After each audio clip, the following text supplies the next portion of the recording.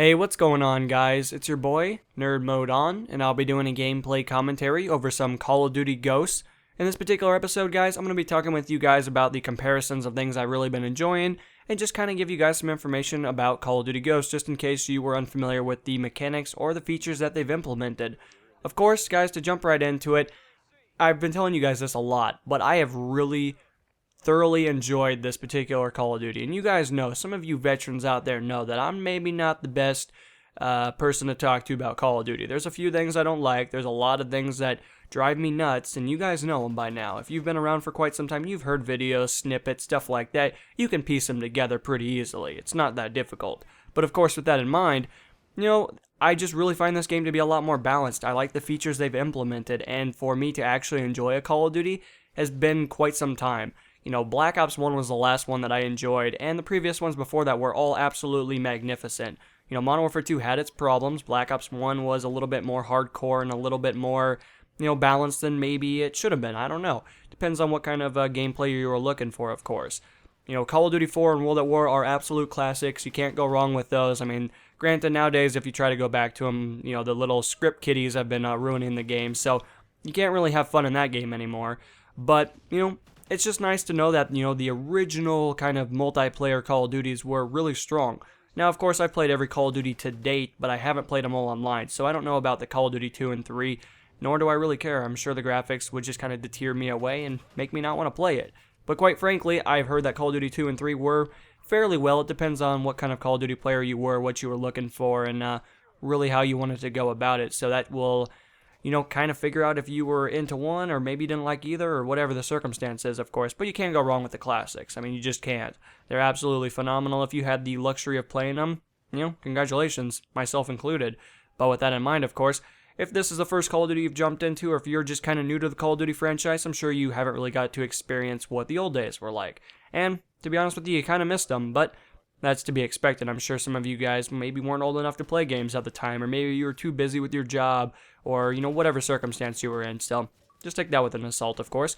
But anyway, guys, I want to talk about the key features that Call of Duty Ghosts brought to the table. So far, I felt like the connection is way superior to any Call of Duty we've had. It's been pretty good. There's a few times where it disconnects, and then you get a loss, and then unfortunately you have to kind of cry your little tear when your win streak, doesn't display the correct number. And that's to be expected. No big deal there. You just kind of move on with your day, and you continue onward with the battles that will pursue. But of course, with that in mind, I find that the netcode is pretty solid. Of course, it could be a little bit more fine-tuned. By all means, it's not perfect. Getting shot around a corner reminds me heavily of Battlefield.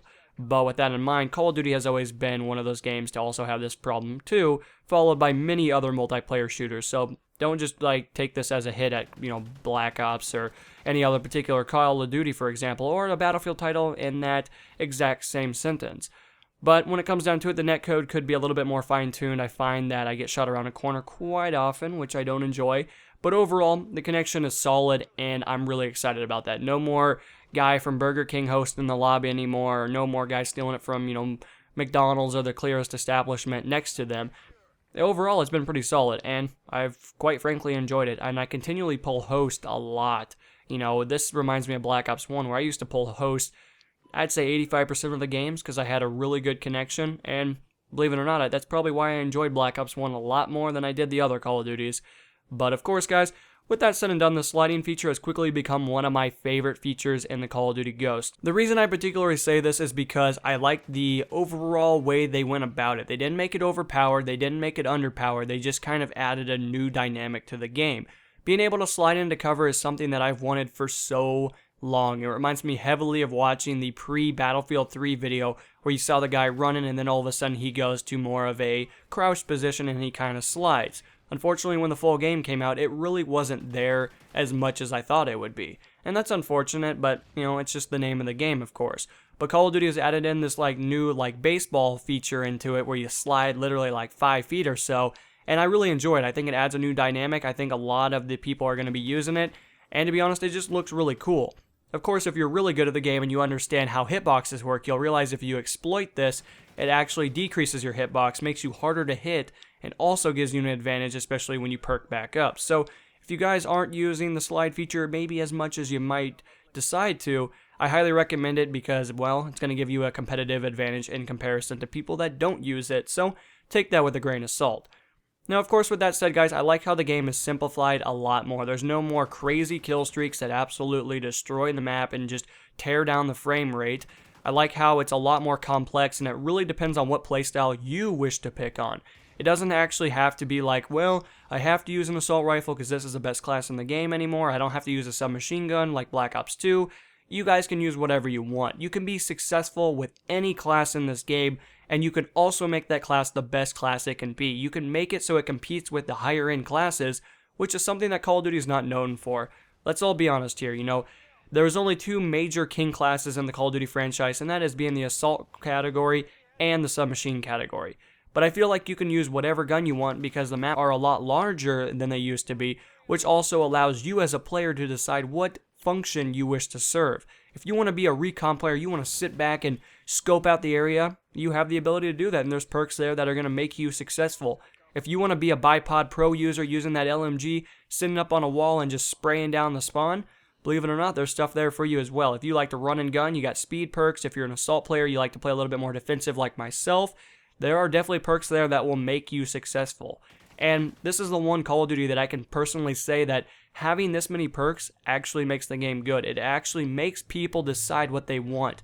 It eliminates the people that are just ghost whores, that's all they use 365 days a year, and it enables you to actually fundamentally decide, well, do I need UAV jammer or ghost or whatever you want to call it, or do I want to have the ability to maybe sprint a little faster?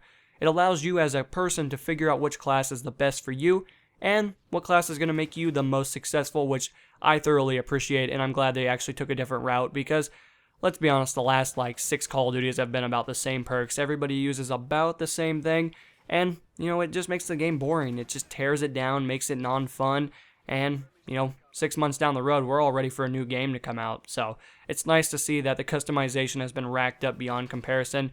That also leads me into my discussion about how you can decide what you want your character to look like. Customizing your appeal is absolutely phenomenal, and a lot of the times you guys will probably notice that I use the female character, and it's because she has a smaller hitbox. She's smaller, she's a little bit skinnier, and, well, if you can add any small percentage of yourself of leading to a success rate and also surviving your incoming, combat situations, well, that's going to give you an advantage. I see a lot of people using the assault or the, male, I guess, in the game. And if you want to use a male, that's fine. I don't have a problem with that. Continue to use whatever you want. You have all means to use any class that you would like, but I use the female because she's smaller, and it just seems like she's a little harder to hit. Her head's a little smaller compared to the guy, and, well, every inch counts. If your head's smaller, it's harder for snipers to hit you in the face. So take that with, a grain of salt. But, of course, if you guys like to customize, this is the one Call of Duty where, well, we have freedom to do so. Of course, you guys can't add everything from eyeballs to noses to mouths, of course, but you guys can kind of customize the clothing of your character and kind of give him or her a new face, and that's pretty cool. So I hope you guys have really been enjoying the customization. I hope you guys have really been jumping in there and figuring out what you guys like, making your character look the coolest they can look, and also just kind of trying out some new guns. There's not a ton of guns in this game, but each class does have a sufficient amount in comparison to the previous installment. And it's kind of nice how they actually broke up the classes and made them into categories instead of just calling battle rifles snipers, because to be honest with you guys, they're far from sniper rifles. And if it takes more than, one bullet to kill somebody, I don't know if I consider that a sniper rifle by any means. So it's nice to see that battle rifles or marksman rifles have their own place now, followed by classes are just a little bit more balanced. But I hope you guys have enjoyed the episode. Let me know what you guys think of the discussion so far, and just kind of drop a beautiful, nice comment about what you guys think about Call of Duty Ghost, and I look forward to reading your guys' responses. But this has been NMO, guys. I'll be signing out a little early. You guys have a wonderful rest of the day.